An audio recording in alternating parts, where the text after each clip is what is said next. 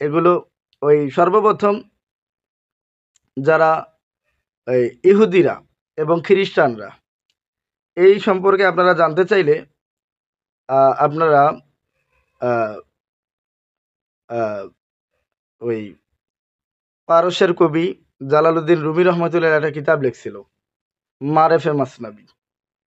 এই মারেফে মসনবীটাকে যদি আপনারা মোতালা করেন তাহলে ইহুদি নাসারাদের যে চক্রান্ত এটা বুঝতে পারবেন। হজরত যদিও কিতাবটা লেখছেন আধ্যাত্মিক, সব আলেমদের পড়া কিন্তু মানে অনুমতি নাই। যদিও কিতাবটা আহ, অনেক আলেমরা পড়লেও সে গুমরা হয়ে যেতে পারে। যদিও এলেম আছে, এলেম থাকলেই সব কিছু হয় না হজরত। মিল্লা দুমকা ইলমা, এটা ভিন্ন এক এলেম। এলমে লাদুনি একটা ভিন্ন এলেম। এটা সবার জ্ঞানে ঢুকবে না, সবার বুঝে আসবে না। বুঝা গেছে নি হজরত? যেরকম মুসা আলাহিসাল্লামের ঘটনা এবং খিজির আলাহিসাল্লামের ঘটনা আপনারা জানেন। তো এইটাই মহান রব্বুল আলামিন মানে এই যে মুসা আলাহিসাল্লামের ঘটনা এবং খিজির আলাহিসাল্লামের ঘটনা থেকে আমাদের সবক নেওয়া উচিত যে মহান রব্বুল আলামিন এই এলমের জ্ঞান সবাইকে দিবেন না। এটাই বুঝাইতে চাইছেন। এটাই আমাদের আসলে আমাদের জন্য এটা সবক হজরত, এই ঘটনাটা বুঝলেন নি হজরত? যে এলমে লাদুনি মহান রব্বুল আলামিন যাকে চাইবেন তাকেই দিবেন। কথা বুঝলেন? সে যে কোনো ধরনের ব্যক্তিই হতে পারে, অনেক বড় আলেম, বড় বিদ্বান, সে যে এই বিদ্যাটাকে বুঝবে এরকমটা নয়। তো ইহুদিরা মানে খ্রিস্টানরা দোনোরাই মানে ইহুদি এবং নাসারা এরা দুই দলই ষড়যন্ত্র করে এই কাজগুলো করছে। মানে এরা এরা কিন্তু ইহুদি এবং খ্রিস্টান, বুঝলেন? ইহুদি এবং নাসারা, নাসারা বলা হয় যে খ্রিস্টানদেরকে, বুঝলেন নি হজরত? তো আপনার এই এরা কিন্তু পরস্পর শত্রু কিন্তু মূলে, কিন্তু এরা ইসলামের ক্ষতি করতে গিয়ে কখনো কখনো এরা বন্ধুও হয়েছিল। কথা বুঝলেন নি হজরত? কখনো কখনো মানে ইসলামের ক্ষতি করতে গিয়ে এরা বন্ধু হয়েছে কিছু সময়ের জন্য, কিছু মুহূর্তের জন্য। কথা বুঝলেন? যে তুই আমার শত্রু, আমি তোর শত্রু, ঠিক আছে এটা, কিন্তু মূলে শত্রু আমাদের মুসলমানরা, মুসলিমরা। তো এদের আগে ধ্বংস করি, তারপরে তোর শত্রু আমার শত্রু পরে দেখা যাবে। কথা বুঝলে? এরা কিছু ডিল করতো, করে মুসলমান জাতির মধ্যে ফেতনা সৃষ্টি করেছে। বুঝলেন নি হজরত? তারপরে এই যে আমাদের মূলত ঈসা আলাহিসাল্লামের আহ, যে মনে করেন নুরি এলেম একটা ছিল, যেটাকে বলা হয় নূরে এলাহি। কথা বলে মুসলিম বিশ্বে এই নূরে এলাহি বা যেটাকে নুরি হিলিং বলা হয়, এটা মুসলিম বিশ্বের মধ্যে জারি ছিল। আপনার পাকিস্তানের একজন হজরত ছিল গোলাম আল্লামা গোলাম সুরুর সাহেব। হজরত পাকিস্তানে লাহোরে হজরতের অনেক ছাত্র ছিল এই নূরে এলাহি হিলিং। কথা বুঝলেন নি? তো এটা মুসলিম বিশ্বে এই নূরের যে হিলিং, কথা বলে আধ্যাত্মিক যে হিলিং পদ্ধতি, মানে যেটা আমরা এটার মধ্যে একটা আছে রুকিয়া, ঝাড়ফুঁকের পদ্ধতি। তো এইটাও একটা হিলিং পদ্ধতি, কিন্তু হিলিং, হিলিং বুঝেন তো? কথা বুঝলেন? তো এইটাও একটা, কিন্তু এইটা একটা ভিন্ন হিলিং। আর আরেকটা ছিল নূরে এলাহির হিলিং, যেটাকে নূরের বেষ্টনী দিয়ে মানুষকে ঢেকে দেওয়া হইতো এবং মানুষের ভিতর থেকে রোগ বালাইগুলোকে মানে টেনে বের করা হইতো নূরে এলাহির পদ্ধতি দ্বারা। তো এই পদ্ধতিটাকে ইহুদি এবং নাসারারা পরবর্তীতে এই পদ্ধতিটাকে মুসলিম বিশ্ব থেকে বিলুপ্ত করে দিয়েছে, মুসলমানদের মধ্যে ফেতনা সৃষ্টি করে।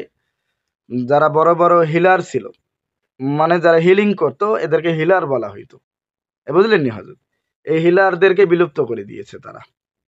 কথা বুঝলেন নি হজরত? তখন তারা একটা পদ্ধতি চালু করেছে যেটাকে বলে রেকি। বুঝলেন? যেটা আপনারা রেকি নামে একটা পদ্ধতি কিন্তু শুনবেন, রেকি। এটা মুসলিম বিশ্বে এইটার মূল নাম ছিল নূরে এলাহি, কিন্তু ওরা এইটাকে চায়নার ভাষায় রেই কি, বুঝলেন? রে এবং কি, এই দুইটা শব্দ, রেইকি। তো রেই শব্দের অর্থ হলো যে প্রাণ শক্তি, প্রাণ, কথা বললেন কি মানে হলো শক্তি। তো এই দুইটা মিলে বলা হয় প্রাণ শক্তি। তো প্রাণ শক্তি সর্বোচ্চ বিস্তার রয়েছে, মহান রব্বুল আলামিন সর্বোচ্চ যে একটা প্রাণ শক্তি, যেটাকে আমরা নূর বলি। নূর, আমরা কিন্তু সবাই নূরের বেষ্টনীতে আছি, কথা বললেন। এই প্রত্যেকের ভিতরে এই প্রাণ শক্তি প্রবেশ করে, তারপরে আমাদের ভিতর থেকে রোগ বালাইগুলো বের হয়, কথা বুঝলেন হজরত। এটা অটোমেটিকলি, যেহেতু আমাদের মধ্যে কি আছে, আপনাদের রুহানিয়াতের ক্লাসে বলছিলাম না যে আমাদের মধ্যে প্রতিরোধ শক্তি আছে এবং আকর্ষণ শক্তি আছে, চুম্বকীয় ম্যাগনেটিক শক্তি রয়েছে। তো ম্যাগনেটিক শক্তি যখন এটার শক্তিটা বেশি থাকে তখন কিন্তু প্রতিরোধ শক্তিটা কমে যায়। যখন প্রতিরোধ শক্তি বেড়ে যায় তখন ম্যাগনেটিক শক্তিটা কমে যায়, আকর্ষণ শক্তিটা কমে যায়। তো তখন মানুষের ভিতরে চোষণ শক্তিটা কমে গেলে তখন বাহিরের রোগ বালাইগুলো ভিতরে প্রবেশ করতে পারে না, প্রতিরোধ করতে পারে আমাদের ভিতর, যেটাকে বলে রোগ প্রতিরোধ ক্ষমতা, রোগ প্রতিরোধ ক্ষমতা। বুঝলেন নি হজরত? তো এই রেইকিটা তারা আবিষ্কার করছে নতুন করে।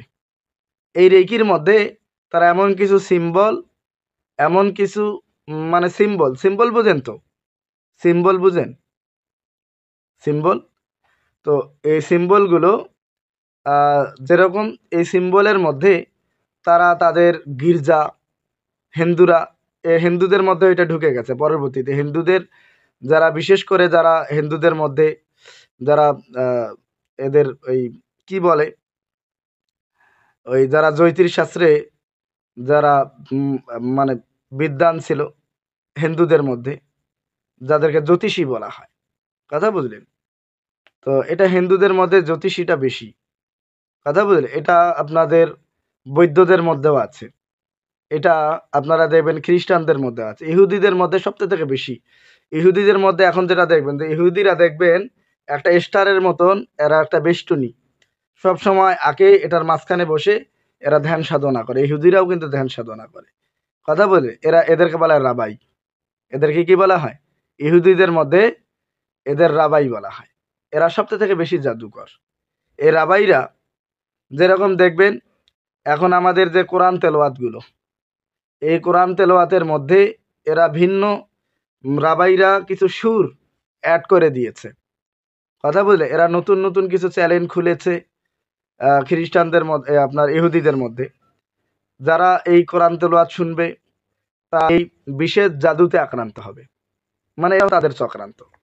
বোঝা গেছে না হয়তো? এই রাবাইরা এটা মানে এটা মনে একটা মিউজিক, কথা বুঝলেন, একটা ভিন্ন, যেরকম বিভিন্ন গজল, বিভিন্ন ইসলামিক যে সমস্ত নাচ, কথা বুঝলেন, হামদ, এগুলোর মধ্যেও তারা এডিটিং করে কিছু শব্দ, মানে মিউজিক, তারা তাদের আবিষ্কৃত কিছু মিউজিক অ্যাড করে দিয়ে তারা নতুন নতুন চ্যানেল খুলে খুলে মানে বিভিন্ন নাম দিয়ে, ইসলামিক নাম দিয়ে, বরঞ্চ চ্যানেলগুলো তাদের নাম দিয়েছে ইসলামিক। বোঝা গেছে না হজরত? এই তেলাওয়াতের যারা শুনবে তারা বিশেষ বদনজরে, জাদুতে আক্রান্ত হবে। বোঝা গেছে না হজরত? বিশেষ কিছু শব্দ তারা মুসলিম বিশ্বের মধ্যে এই ধরনের মানে খাবারের মধ্যে মানে ব্ল্যাক ম্যাজিক করে দিচ্ছে। ইহুদিদের মানে কোনো ধরনের খাদ্য আমাদের খাওয়া যাবে না। খ্রিস্টানদের, এদের কোম্পানির যত খাবার আছে সবগুলো আমাদের পরহেজ করতে হবে, বাতিল করতে হবে। বোঝা গেছে না হজরত? আমাদের দেশীয় খাবার খাবো, এদের আনকুমান খাবার আমরা খাবো না, কথা বুঝলেন। এরা বিশেষ করে এরা মুসলিম বিশ্বগুলোকে টার্গেট করে করে, বুঝলেন হজরত? শতকরা মুসলিমদের যেগুলো শতকরা 99% মুসলমানের দেশ, এই দেশের মধ্যে এদের পানীয়, তারপরে এদের যে সমস্ত খাদ্য, এই খাদ্যের মধ্যে এরা ব্ল্যাক ম্যাজিক করে করে এই খাবারগুলো কি করে, এরা বিভিন্ন দেশে সেল দিয়ে দেয়। এগুলো যারা খাবে তারা, বিশেষ করে দেখেন না আমাদের মুসলিম বিশ্বের মধ্যে অধিকাংশই দেখবেন ঘরে ঘরে জিন জাদুতে আক্রান্ত হয়ে যাচ্ছে এমনি এমনি, কথা বুঝলেন না? তারপরে ওলামায়ে কেরামদের মধ্যে দেখবেন বড় বড় ওলামায়ে কেরাম, বড় বড় আলেমদের মধ্যে বাছাইকৃত বড় বড় আলেমরা বিভিন্ন জিন জাদুতে আক্রান্ত হয়ে যাচ্ছে, কথা বুঝলেন? বরঞ্চ আমাদের সচেতন হওয়া দরকার। এগুলো আমাদের প্রত্যেকেই আমাদের এগুলো প্রচার করে দিতে হবে, জাতিকে বাঁচাইতে হবে। বোঝা গেছে নি হজরত? যে ইহুদি এবং নাসারা কথা বলে বিধর্মীদের কোনো খাবার আমরা খাবো না। আমরা কথা বললেন এতদিন আমরা কি মানে কোকা কোলা এবং এই জাতীয় যত ধরনের খ্রিস্টান মানে খ্রিস্টানদের এগুলো না, ইহুদিদের এগুলো আহ, আমরা সবগুলো কি বাতিল করেছি না? তো এই ধরনের মানে খাবার যতগুলো আছে প্রত্যেক বিধর্মীদের, কারণ বলা যায় না, কারণ ওরা ওরা ভাই ভাই কথা।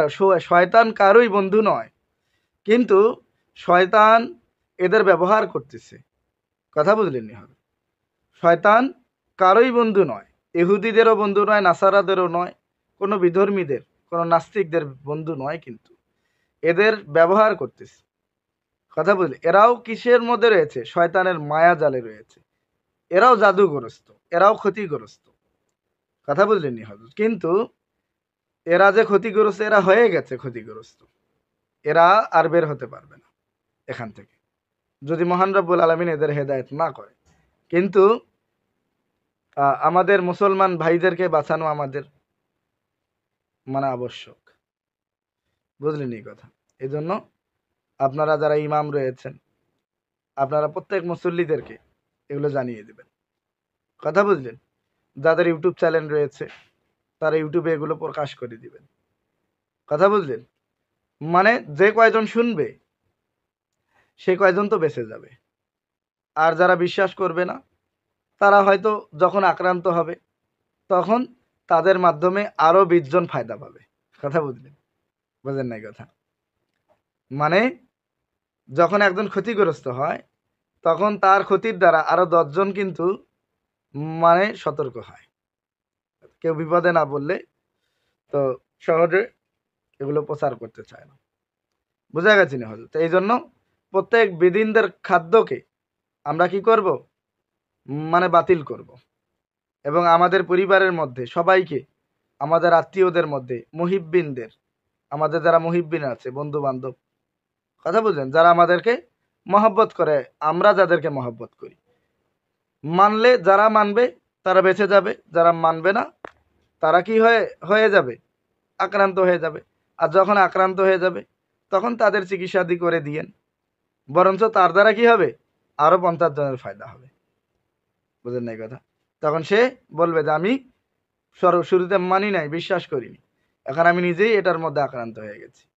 এজন্য আপনাদের পায়ে ধরি, হাতে ধরি, কথা বুঝলেন? সে মাইকিং করবে।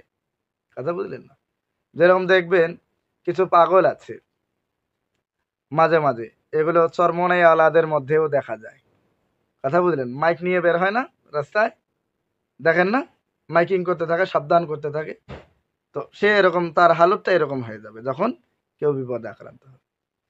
তো ঠিক আছে হযরত, আপনাদের অনেক সময় নষ্ট করলাম। তো বাকি ইনশাল্লাহ এইভাবে আরো তথ্য আপনাদেরকে দিব। সেই অনুযায়ী আমরা আমাদের মুসলমান ভাইদেরকে, আমরা প্রত্যেক মুসলিম বিশ্বের মধ্যে আমরা যারা রুহানি আমেল, শুধু আমালিয়াতের যারা আমেল তারা বিশেষ তেমন ফায়দা দিতে পারবে না, কিন্তু যারা রুহানি আমেল তারা মানে তাদের মুসলিম ভাইদেরকে তারা সহযোগিতা করতে পারবে তাদের রুহানি শক্তির পাওয়ারে। বোঝা গেছে না হয়তো? তাদের রুহানিয়াতের শক্তিকে ব্যবহার করে প্রত্যেক মুসলমান ভাইদেরকে, প্রত্যেক মুসলিম কান্ট্রিগুলোকে তাদের এই শক্তিগুলোকে দিয়ে তারা যতটুকু মানে সে সহযোগিতা করতে পারবে তার শক্তি সামর্থ্য অনুযায়ী। কথা বুঝলেন? এভাবে যদি ঘরে ঘরে আমাদের এই পূর্বে যখন আমাদের নূরে এলাহির পদ্ধতি যখন মুসলিম বিশ্বে ছিল, একটা নাম ছিল, কি নাম ছিল? নূরে এলাহি। এর কি নাম ছিল? নূরে এলাহি। তো এটা আধ্যাত্মিক জগতের, রুহানি জগতের একটা বিশেষ এক হিলিং পদ্ধতি ছিল, যে হিলার, যে নূরে এলাহির যে হিলার যারা ছিল তারা এখন বর্তমান বিলুপ্ত। কয়েকজন, খুব কম তারা রয়েছে। কথা বোঝা গেছে না হয়তো? কিন্তু আমরা যদি এই সমস্ত নূরে এলাহি সমাজের মধ্যে তৈরি করতে পারি তো তারা তাদের সমাজকে বাঁচাইতে পারবে, তারা নিজেরাও তো বাঁচবে, নিজের সমাজকে, নিজের মুহিব্বিনদেরকে এবং নিজের মুসলিম ভাইদেরকে যারাই বিপদগ্রস্ত তাদেরকেও তারা মানে সহযোগিতা করতে পারবে। বুঝা গেছে নি হজরত? এই বলে আমার ক্লাস এখানেই শেষ। তো আপনাদের কিছু বলার থাকলে বলতে পারেন।